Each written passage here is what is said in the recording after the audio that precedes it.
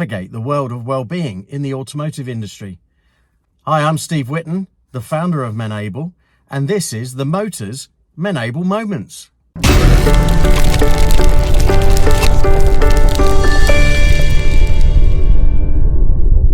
Self-care isn't selfish. Now, we all have hard days, and I'm not being dismissive when I say that, because how often have you actually said to somebody, I'm having a hard day, I'm having a tough time, and they've just dismissively said, yeah, we all have hard days. Well, to some extent, they're right.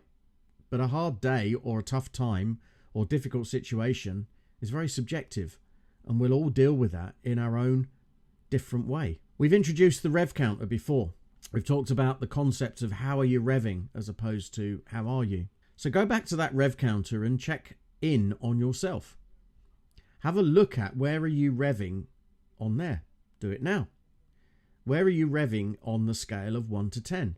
Because if you're at the lower end, at the 1.5, 2, 3, something like that, then that's probably pretty normal. That's fairly efficient, fairly effective, and everything's efficiently running as it should.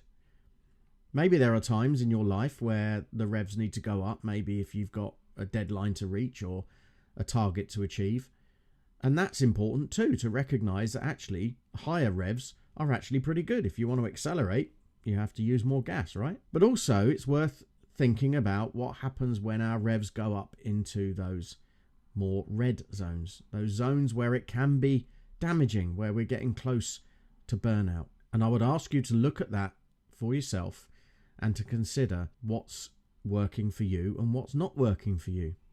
Because if you're up in that higher zone, then it could be that time for you to take some self-care is now. So let me share with you a few things that I find works if my revs are increasing. And certainly when I look back at tough times and hard days that I've had, these things really do help. And one of the things that I found really helped me was something called journaling.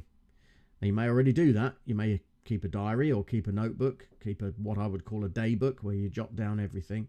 And it just helps to be another place for you to store all of that stuff that's going on in your mind. And gradually, over a period of days and weeks, you'll start to see some trends. You'll start to see what's working and what's not working. Now, we've got these cute little journals that we use at Menable. They're just a plain little book. And in there, they've got 2 headings. And it's literally, what are you reflecting on and what are you grateful for? And if you sat down with one of those for 5 minutes a day, after a period of time, you'll start to see a bit of a trend. Exercise. I have to laugh at that because it's obvious, and I hate it when anyone tells me I need to get more exercise. But they're right, and I don't like to admit that they're right, but they are.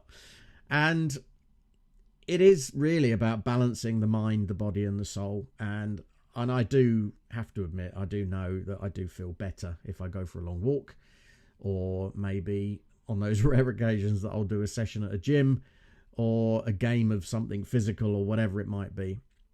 And I know that, you know, as human beings, we're not meant to sit still, and movement and exercise are critical, and it's mind, body, and soul in perfect balance.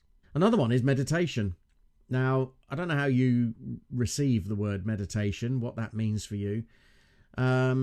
It certainly doesn't mean taking time out and sitting in a field and counting the clouds. Do that by all means if that's what you want to do, because that clearly is a very great form of meditation. But you can also meditate by engrossing yourself in a hobby, or watching a movie that's probably got your attention, going to the theatre, doing something that's outside of the daily norm. Meditation is about shutting down all of those things that are distracting you and keeping you away from just being in your mind and dealing with the thoughts that you're having. And the final one, and this is the one that's really important for me, is to find joy. Find joy in what you do. Find what makes you smile and what gives you pleasure. And I'm very aware that if you're feeling overwhelmed or you've got a lot going on, that's not really going to land very well. Or any of those tips, you're going to be going, yeah, that's all right for you to say, but you're not me, or you're not in the position I'm in. And I get that. And that's why in previous videos we've talked about supporting each other and being aware of the challenges and issues that everybody around you has got. But finally, on that point about finding joy, You can find joy in everything that's around you, regardless of what your life situation is.